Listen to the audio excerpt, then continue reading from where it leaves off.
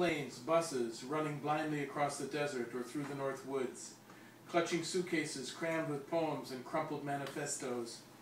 their eyes filled with ideal worlds smashed apart by rifle butts and electric shocks,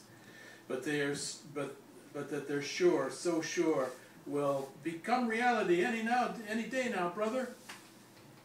They arrive as young couples who argue and then struggle side by side to make a beachhead for their kids, who stare around in amazement as if everything were a scene from a film, while the younger ones cry when they go to the movies, and people sitting nearby tell them to take their kids home if they can't watch in silence. They come and settle down and take on hard jobs that are badly paid, just for a while, you know, till we get things going a bit, strengthened by their belief in the value of all human work, so they can keep at it 60 hours a week. And then on Saturday nights, go to fiestas in church basements with folkloric dances and foods from home, and listen to others from their country read out letters of solidarity into worn-out microphones filled with static, and then dance salsa and cumbia and merengue and all those other steps from down there, while the children run around screeching through forests of legs, and their parents drink beer and go back to trying once again to figure out just how the hell those military bastards got away with grabbing power like that. They come as refugees, exiles, immigrants looking for work in the very same countries that finance the overthrow of their presidents, cleaning the headquarters of the multinationals that for years have been exploiting their families and plundering their homelands, the northern countries that let them in but refuse to recognize their documents and diplomas and send them out to sweat in factories where local people never go. And when they try to organize a union and fire up their revolutionary speeches that the other workers at first don't understand, but end up by getting riled up by them too, the union bosses tell them, that kind of talk isn't used much anymore around here. You understand?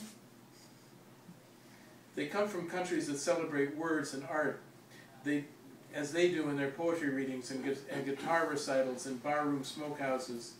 where the regulars watch them out of curiosity or amazement as they proclaim their verses of love or redemption or faith in the future,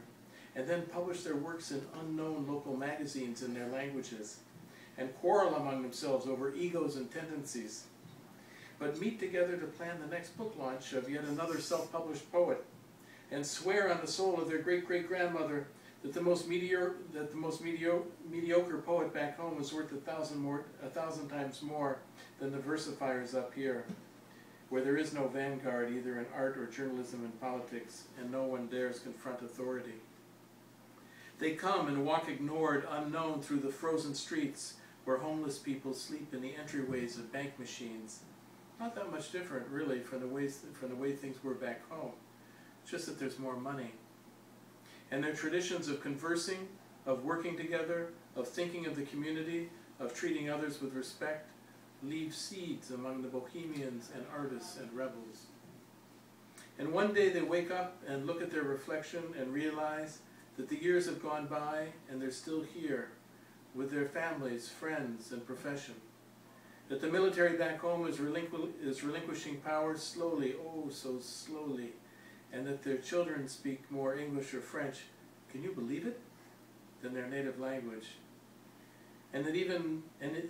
when they themselves finally go back home, they find themselves using strange words that come from their new languages, and that they've ended up feeling more at home now in this remote place, where at least they can live quietly. But one thing that neither they nor anyone else ever realizes is exactly how much they have brought with them, given, and passed along to the people here.